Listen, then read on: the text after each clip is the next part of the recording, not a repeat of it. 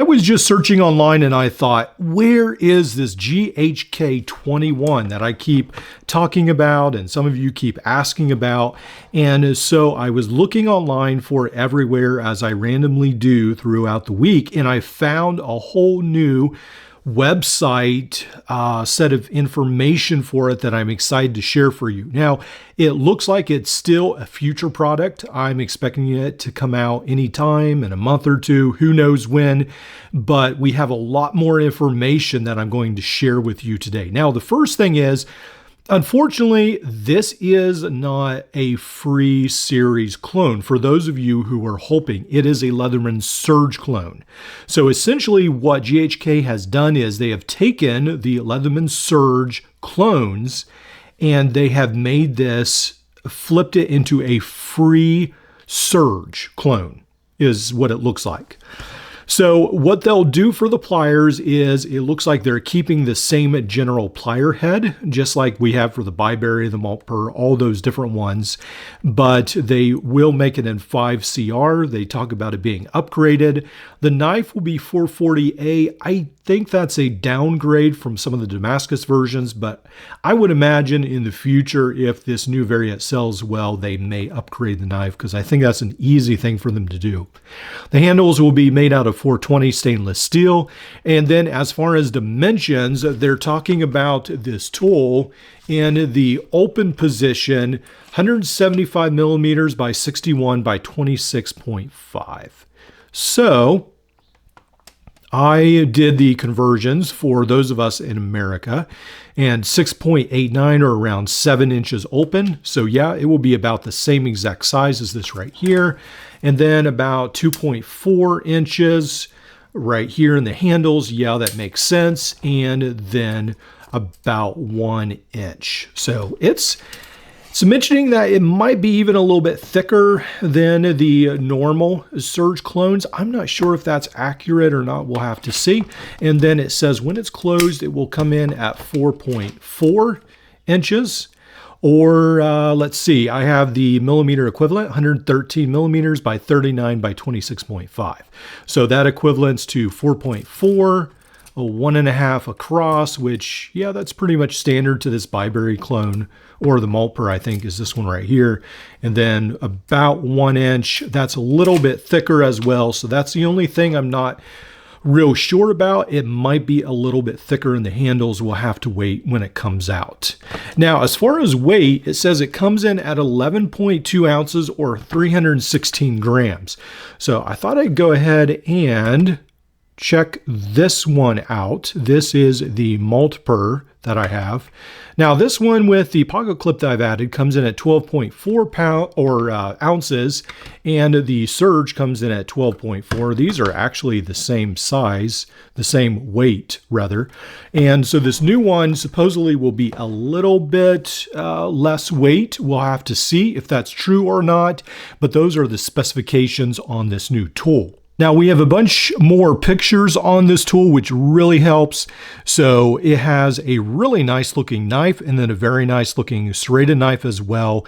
A very, almost a skeletonized set of scissors, and then the T-shank adapter, which the T-shank adapter, I'm really interested to try that out because that looks very different to what we have been seeing lately. So I have to see how that works.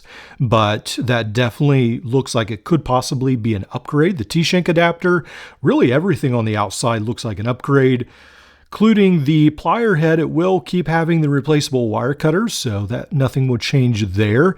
Now, when we look at the frame, it has a lot of design cues from the Leatherman Free series. So for a while now, I've mentioned in a couple videos that I really thought it just made sense, and I think a lot of you have as well, if Leatherman would make a Leatherman Surge size in the Free series.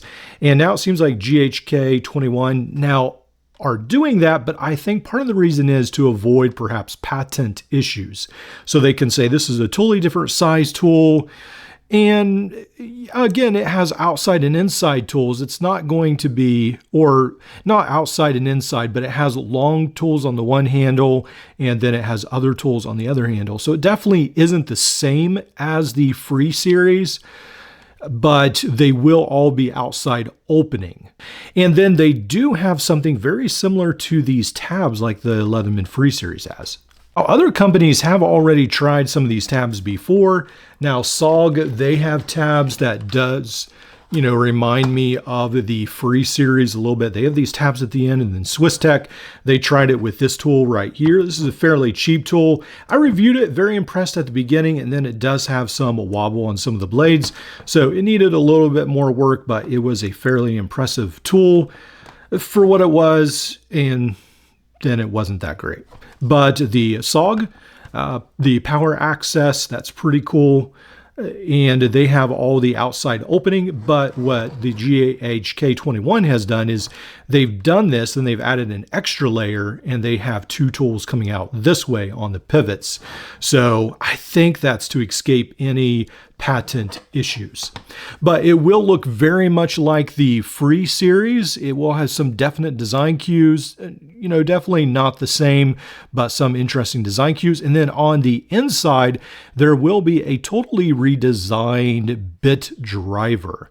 So this bit driver will look totally different than what we're used to. We're used to these bit drivers on the Byberry and the Multipur being rather stubby, and then having this angled so that it fits, and then that these ball detent bits fit in there. But it looks like this one from GHK will be flat, and then it will be a little bit skeletonized. I think maybe I have seen that bit driver on some of their other tools, but I'd have to check. This is another GHK tool that is a little bit similar to this design. On this one, we see this is a pretty mammoth bit, and here is their bit driver. And then, so you do have internal tools right along with these outside tools, but this new tool will be set up a lot more like this is on this GHK. I forget which one, if this is the 16 or the 18, but they have different numerical numbers. And you can see there's the long tools, and then there's the tools right here that set right alongside these longer tools. Fairly interesting design, how they managed to cram that all into the tool and then allow you all outside accessible tools. So this GHK21, I feel like, is the culmination. It's the pinnacle that they have reached. It's the best design I've definitely seen so far that takes all these designs and sort of puts them all into one tool. Now, on the other side of the handle, I don't know if I'm a huge fan of this small file. The can opener and the flat screwdriver, the awl is okay, and the can opener, I think that's okay. The file, probably, I'm not sure why they added the file when you could just put a file in the T-shank adapter, I would assume. But they decided to go ahead and do that. And then there are a fair more pictures where it talks about the pocket clip. So overall, I am pretty excited about this tool. It's not exactly what I was hoping for. I was hoping for a little bit of a smaller tool, but I still think this will be an awesome rendition of the Leatherman Surge, and it will even set it more apart. It will be less of a clone to some extent, more of a clone of the Free Series, but less of a clone of the Leatherman Surge. The handles look great. I like that all the tools are outside opening, and yeah, it's basically what I've been wanting Leatherman to do, and now it looks like GHK will do it. I have no idea when this will drop. I really hope it will drop soon, and I have an idea that it may be a little bit more expensive than a lot of people are hoping for, so we'll have to see pricing. And also, maybe they will do some upgraded materials in the future as well. Definitely, if they're smart like Rock Tool was with the Gen R, I think that will go over very, very well to even upgrade it further. So keep tuned to the channel. I will keep updating you as I get updates, and I hope to show it to you in full production soon.